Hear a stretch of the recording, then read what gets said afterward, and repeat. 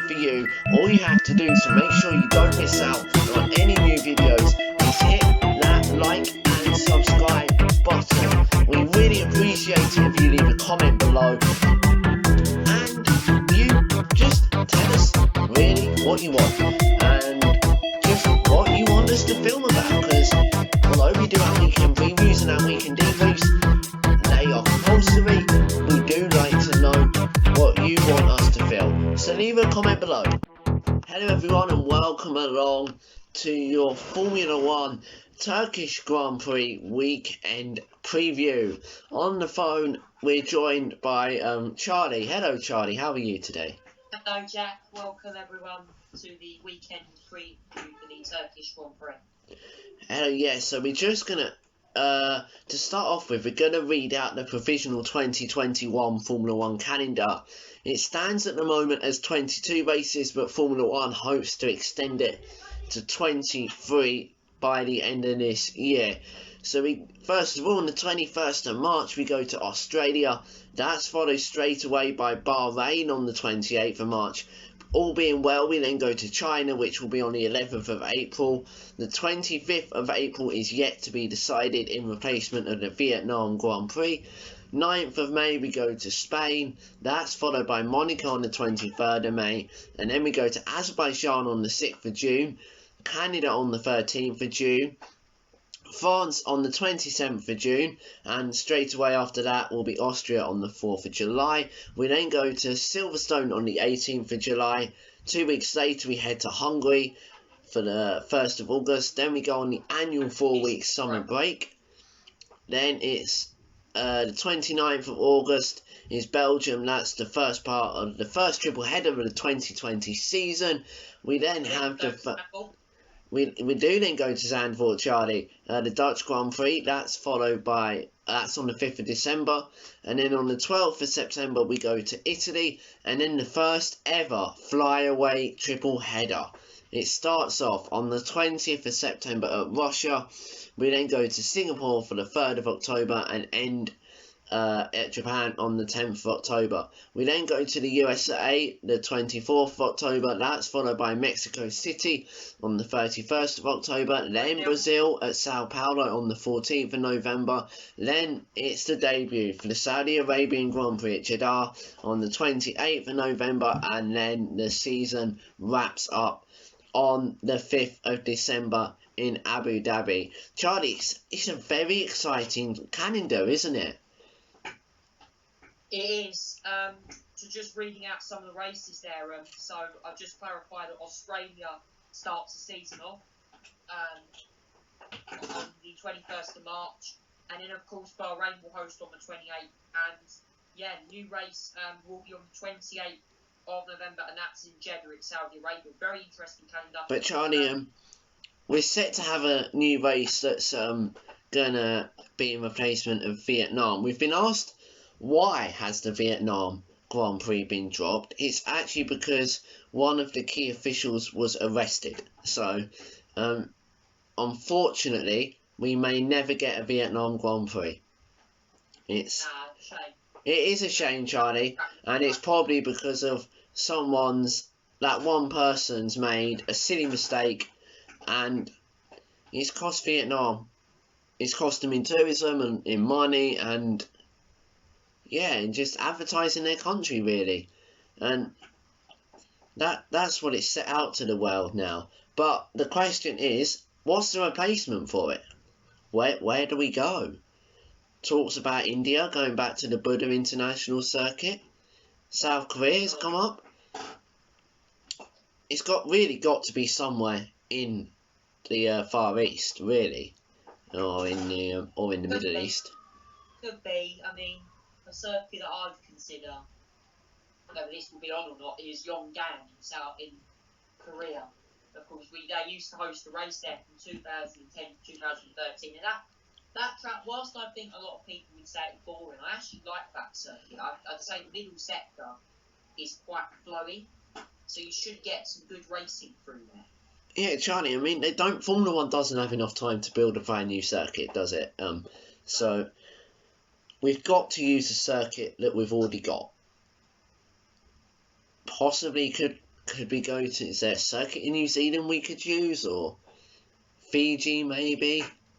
You don't know, do you? But I'm sure Formula One, the FIA are working very, very hard, and all of these events have been given the green light by local authorities as well. And Formula One hopes to have fans in full attendance next year, following the positive news that we may be getting a COVID-19 vaccine fairly shortly, shall we say. So looks like we may be getting full attendance next year, which of course will be absolutely fantastic to see. Those grandstands packed absolutely to the limit, as they always are. But the other option, Charlie, is do you move everything forward a week and then maybe go to like Portimao or Mugello? Is that an option? Well, the option is, if you did move everything forward by a week, then chances are you could go to something like Portimao or Mugello, depending on obviously how. But what we don't realise is the logistical challenge of moving everything forward a week, because it's got to be agreed with the circuits. The circuits may not have that weekend free, and then it just becomes a logistical nightmare for Formula One. Yeah. But let's get on to this weekend then. We return to Istanbul Park for the first time since 2011, and it is going to be a one-off race. We know that now. But Charlie, the drivers seem to like this circuit, and they seem to be looking forward to this race, shall we say? Yeah. You know what, I am as well, because this circuit looks like an incredible track. I have to be honest with you. And if you know this circuit, Istanbul Park, it has one corner, 4 apex, quadruple left-hander turn 8, which is probably one of the most frightening corners to drive in a Formula One car. It is one of the hardest corners in terms of... I'll tell you what, Charlie, if a car goes off there, it's going to be a hold your breath moment. It is. There is a huge runoff there at that corner, so hopefully we won't be seeing many drivers go off at that corner, unless, well, the barriers should hopefully stop them. But yeah, there is a huge runoff there. This corner, though, if you get it wrong, like Sebastian Vettel did during practice for the 2011 Turkish Grand Prix, you could have a serious crash, and that was, of course, in wet conditions. It was, Charlie. We don't think we're going to get wet conditions this weekend. It is looking like to be a cloudy forecast. The weather forecast may have changed last time I checked it. It is an increasing chance of rain, but we know Formula One, it never provides us with rain. We're going to give up on trying to get some rain in the 2020 season. But yeah, it looks exciting, Charlie. As you said, turn 8, that's going to be a killer for the front right tyre. The fronts will take a battering through there. The middle sector is going to be definitely a front testing. I think this circuit will test the fronts the most. I'm not going to be lying. The rears, it's going to be the final sector, because you go down that long back straight into 12 through 13 and 14. And that section, of course, is very sweeping, very difficult corners. They're literally, you don't go above second or third gear in corners, so it's going to be difficult for the rear tyres through there. It is, Charlie. So we're just going to actually take a look at the Turkish Grand Prix Istanbul Park circuit. It wasn't actually bought by Bernie Ecclestone, would you believe it or not? Currently owns the circuit.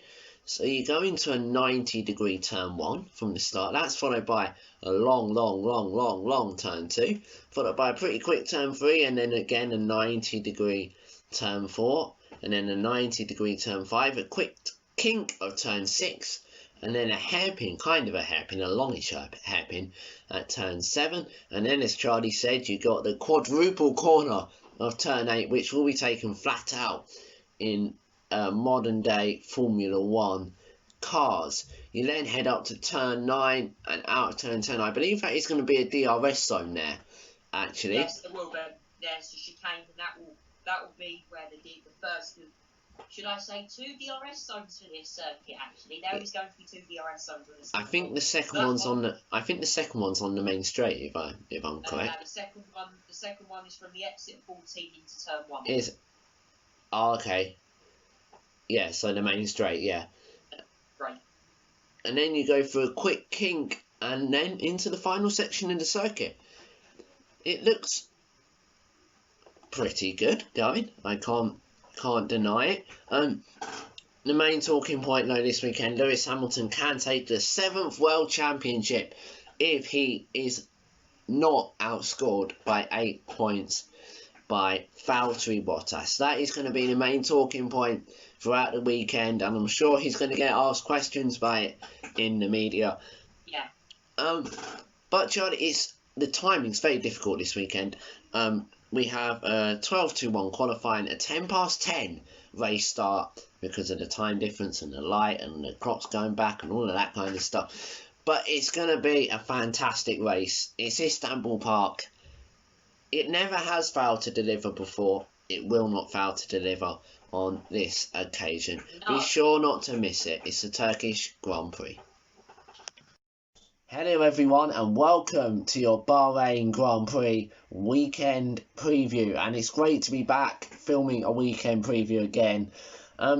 Unfortunately we only have 3 episodes left of the series, but we're going to round out the series in style. So it's Bahrain Grand Prix, it's a track we all love, joined by Charlie as well. What can go wrong this weekend, Charlie? Yeah, Formula 1 from self-isolation. Unfortunately, I've had to isolate as well, but I'm in good health. I'm fit as a butcher's dog, so I am great to be watching Formula 1 this weekend. Coming back for round 15 of the championship in Bahrain, and there's going to be the World Championship's already decided, and there is still going to hopefully be plenty of on-track action that fans can enjoy. I'm sure there will, Charlie, because we still have a lot of places to be decided in the championship. Although the most important one, number 1, has been decided, we still have the likes of 3rd, 4th, 5th, 6th, which are only separated by about 10 points. So that is a very close fight, and that's going to be intriguing to see how it rolls over the next 3 weeks as we head into the final triple header of the year and the final 3 races of the year in what has been quite an unforgettable 2020 season. It's going to be one we're going to remember, Charlie. Hopefully it's going to be a 2020 Bahrain Grand Prix that we're going to remember. I hope it is. I mean, given this year's horrific COVID-19 pandemic, I hope that this year Bahrain will give us a night race to remember. I think this is the first night race that we've had this year as well, I believe. It is, Charlie, and hopefully it's going to deliver some fireworks as well. We always get fireworks at Bahrain. You know, you go back to 2014, the Jewel in the Desert. What an absolute blockbuster of a race that was. That was Hamilton and Rosberg in the Mercedes, trading places, and Hamilton holding off Rosberg after Rosberg pitted for a fresh set of tyres and bared down on him throughout the entire of the last 10 laps. Well, the safety car was deployed. I tell you what came in, the safety car was a massive factor in that race. It quite often is a lot of factors in races, and they're not unseen at Bahrain, safety cars. No, Gutierrez and Maldonado, I believe, clashed that year as well in turn 1. Yeah, we had a late safety car last year as well, and the race actually ended under the safety car last year, and that was a dramatic race as well, with Charles Leclerc engine blowing up, ultimately costing him the victory. But it's a night race. I think every night race, it's got vibes to it. It's got different kind of atmosphere, hasn't it? So like a daytime race. Yeah, it has. This is going to be one of those races where we're going to see potentially, it's going to be hotter than what it has been the last 2 races. We know that Bahrain, of course, it is December, but we're expecting Bahrain to be at least in the 20s, so it should be a lot warmer. But Charlie, you say it's going to be warmer. Would you believe it? There's actually a chance of rain for Sunday. On Sunday? Yeah, on Sunday. That's Sunday evening. Sunday evening, there is a thunderstorm predicted to hit Bahrain, so hopefully that will stay away. We can get some action in, but it would be good to see a wet race because I don't think they have. No, we've never had Bahrain Grand Prix in wet. Yeah, and also because Bahrain's such a hot place, they don't actually have much wet running on that track at all. So it would be super, super slippery. If you thought Turkey was slippery, this would be something else in the rain. But we got rain at Turkey, Charlie. It's the first wet race we've had of the season. We have had wet running though. Prior to that in Austria, if you remember, we had that very wet day. But yeah, Lewis Hamilton won the championship. How does he go into this race now? How does he approach it? Is it fun now? You know, can he relax a bit? Can he enjoy driving the track and the car around it now? Well, I think he'll give it. I think he'll enjoy himself out there this weekend. I think he's got to be careful though, because you have got behind us, we've got second place, which Bottas is pretty much wrapped up, but you've got third. The driver that's got the biggest chance this weekend of impressing us is Sergio Perez in the race.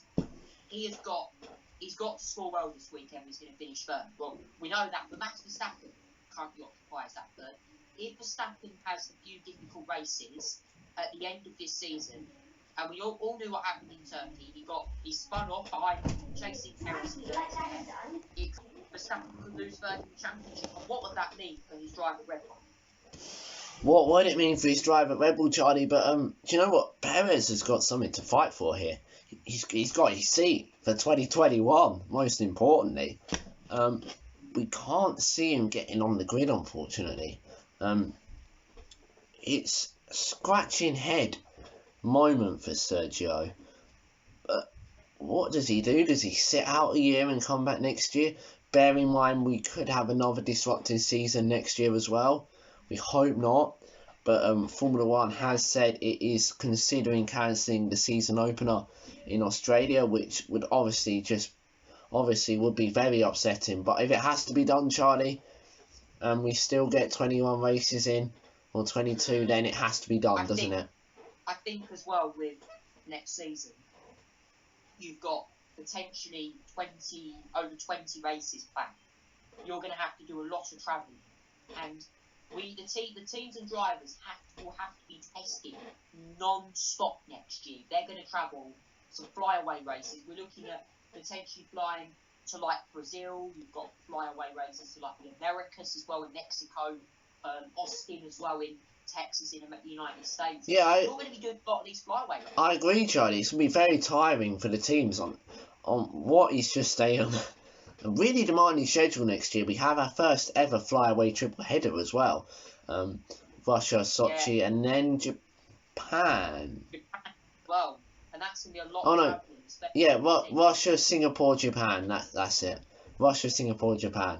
So it's a fair amount of distance to cover from Russia to Singapore in 1 week. It will be. It'll be a test. I'm sure all the drivers next year are going to have to race them. And the thing is, if that was to happen, every weekend they're going to have to deliver every time on the track. Within the last 3 races of this season, the drivers now have to deliver.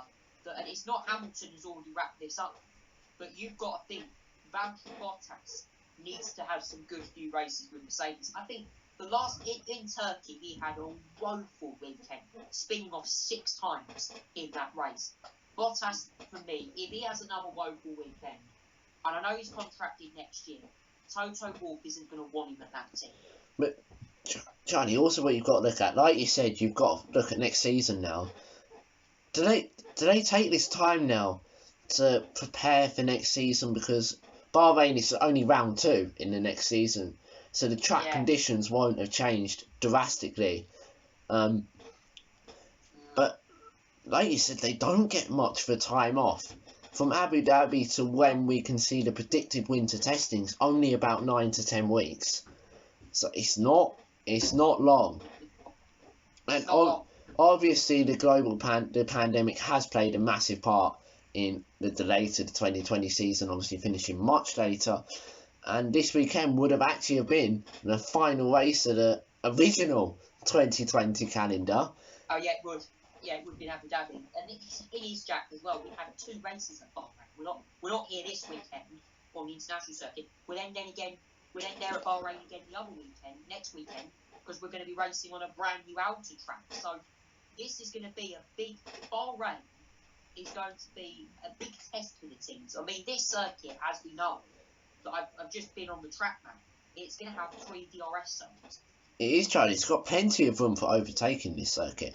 But like we said, going back to our point before, does Lewis use this as a test, more, or not like a test session, but more of like a practice race now, effectively?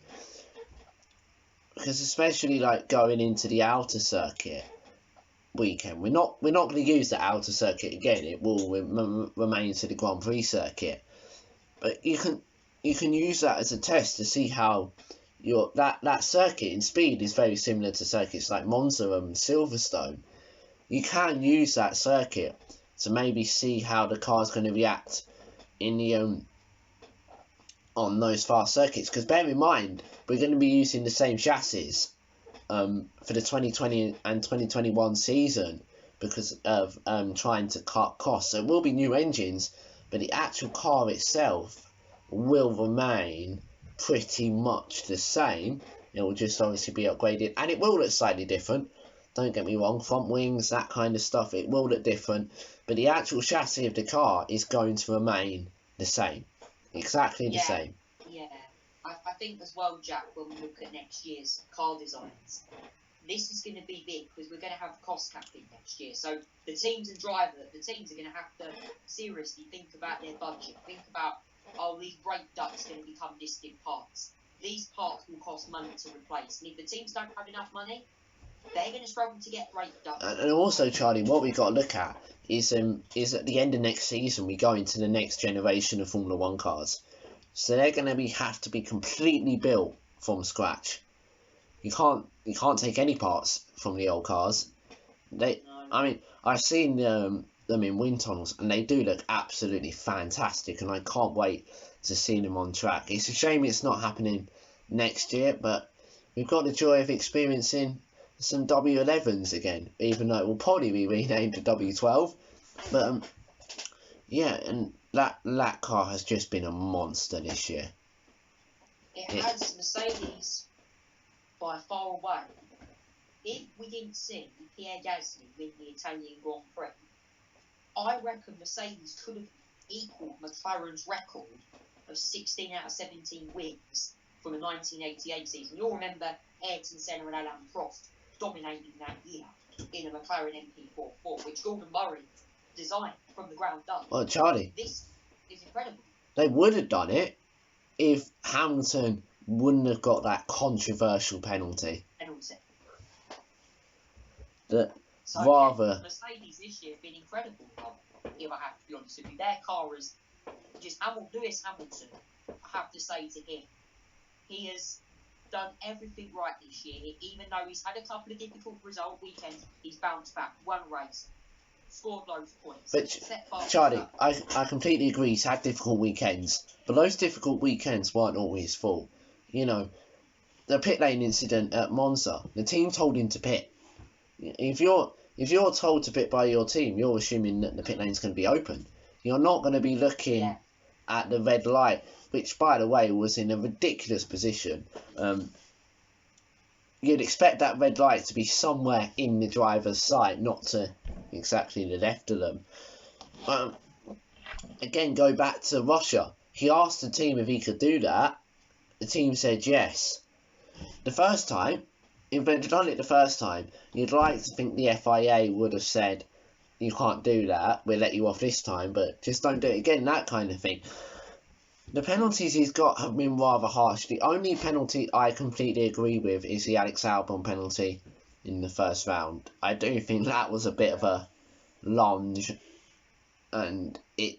Yeah, I think the first round, looking at Hamilton's collision with Albon, I think it was a difficult one. I mean, I would have actually said that was a racing incident, because I think Albon clearly was Hamilton was breaking into the corner on the racing line. Albon tried to go around the outside, and it's very difficult to pass there into turn 4 in Austria.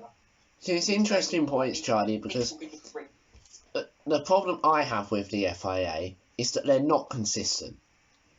Yeah, if they gave the pit lane the start incident in Russia to all of the other drivers, the clerk done it in Spa, he didn't get punished for it. So is it kind of saying that you can punish one driver but not the other? If so, that's not fair, and that needs to be adjusted. You either don't punish them at all, or you punish both of them. Yeah, I think the FIA changed penalties this year. It's been very flip-flop. It's been flip-flopping all over the place. They give a penalty. I mean, Russia, Daniel Ricciardo runs wide as she can, trying to overtake his teammate, gets a 5-second penalty. I mean, it's like the failing to go around that bollard in turn 2. I mean, it's just weird how they distribute. We need to look at those track limits at Sochi, Charlie, because that bollard is a bit of a waste of time, really. Mapped out, yeah. In a turn 2. I honestly think we need some gravel on the exit of that corner, or some grass or something there, because although they go on the asphalt runoff area is the safest, it's not fun to watch cars go around asphalt runoff tracks. No, I mean Bahrain is a circuit that I think has got gravel. I'm pretty sure there is some gravel parts of Bahrain. Do you know what I like about Bahrain though, Charlie? Is it has like a metre or two of some grass or some gravel, and then it's the asphalt. That does work because it stops the drivers from going wide because they go into the grass or the gravel at some corners. And if they were to spin off, then they do have, it's not massive runoff area, but it's not like